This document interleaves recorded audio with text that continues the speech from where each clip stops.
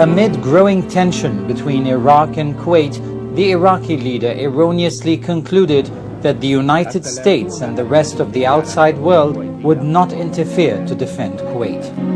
On August 2, 1990, Iraqi forces invaded Kuwait and quickly seized control of this small nation. The objectives of the invasion were to end the existing political system in Kuwait, and the economic objective was the occupying of the oil wells. Kuwait's wealth was a quick remedy for Iraq's economic slump after the Iraq-Iran war and a way to rid itself of the burden of heavy debt.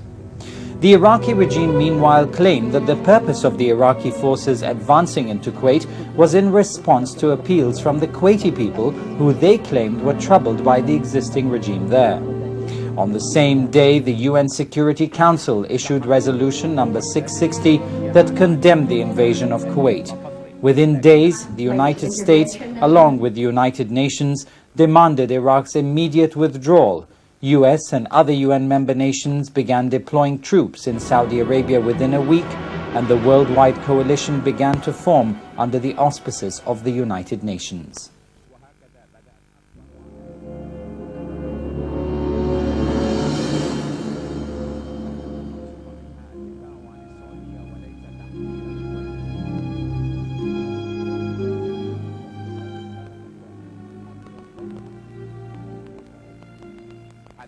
By January of 1991, over 500,000 Allied troops were deployed in Saudi Arabia and throughout the Gulf region.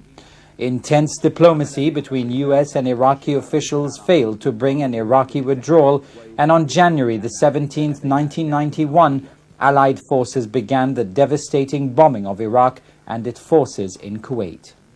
The Allied bombing sought to damage Iraq's infrastructure so as to hinder its ability to fight, while also lowering both civilian and military morale. To counter the air attack, the Iraqi leader ordered the launching of his feared Scud missiles at both Israel and Saudi Arabia. He hoped to provoke the Israelis into striking back at Iraq, which he theorized would split the Arab nations from the anti-Iraq coalition due to the ongoing hostility between Israel and the Arab world. Israel came very close to retaliation, but held back due to the US President George Bush's pledge to protect Israeli cities from the Scuds. As a result of this promise, US Patriot missile batteries found themselves deployed in Israel to shoot down the Scuds. Another result of the Scud launches was to divert Allied air power from hitting the Iraqi army to hunting for the elusive mobile missile launchers. Even so, the Allied airstrikes and cruise missile attacks against Iraq proved more devastating than expected. Overall, the coalition air campaign accumulated a total of 109,876 sorties over the 43-day war, an average of 2,555 sorties a day.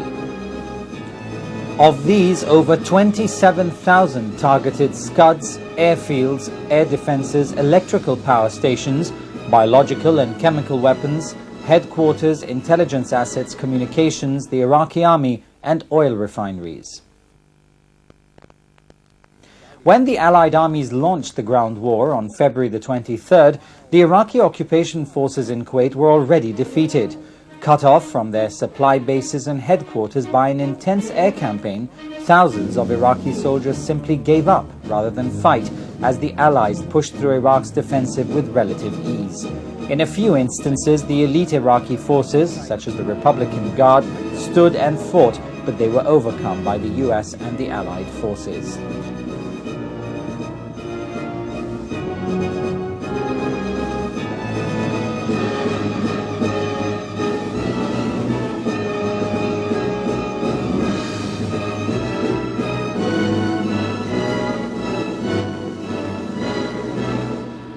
By February the 26th, US and allied Arab forces, along with the underground Kuwaiti resistance, controlled Kuwait City, and allied air forces pounded the retreated Iraqi occupying army. On February the 27th, President Bush ordered a ceasefire, and the surviving Iraqi troops were allowed to escape back into southern Iraq. But on March the 3rd, 1991, Iraq accepted the terms of the ceasefire, and the fighting ended.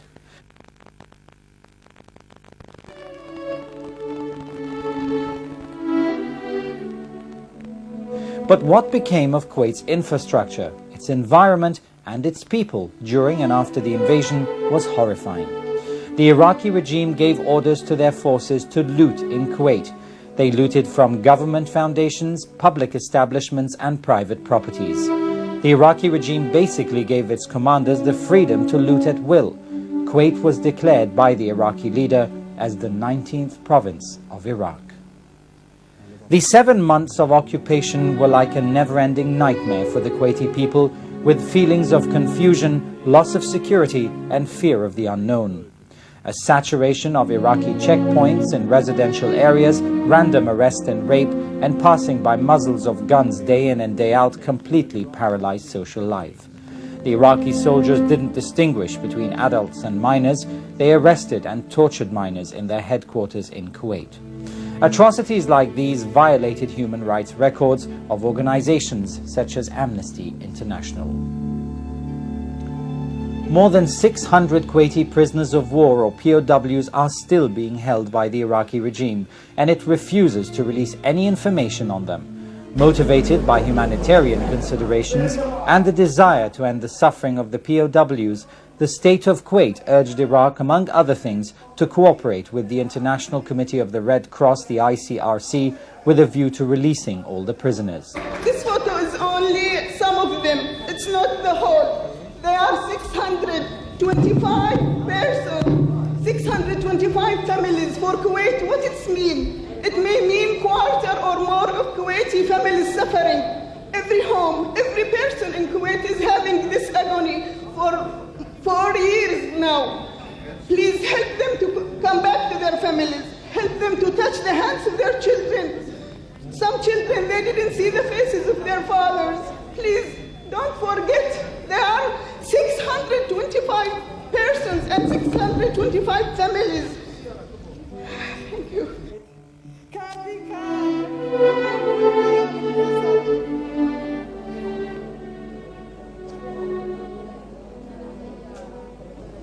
To this end, Kuwait has participated actively in all meetings chaired by the ICRC since March 1991.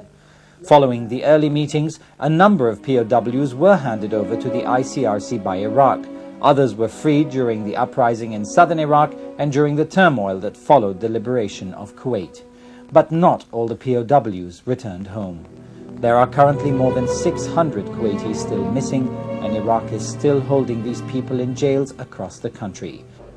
Important persons I have met during my trips in some of European capitals, I want to remind them of the promises they have given me and which I reported to my government, that those countries, those capitals have promised not to forget the POW questions and not to forget the humanitarian side of it.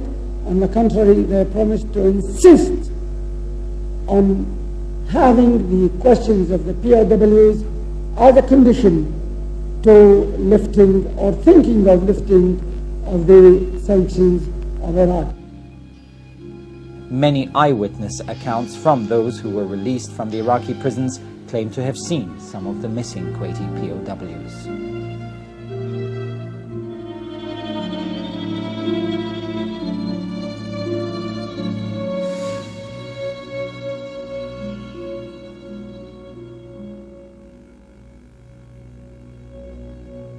Before the Allied ground troops marched into Kuwait, the President of Iraq decided to declare war on the environment of Kuwait.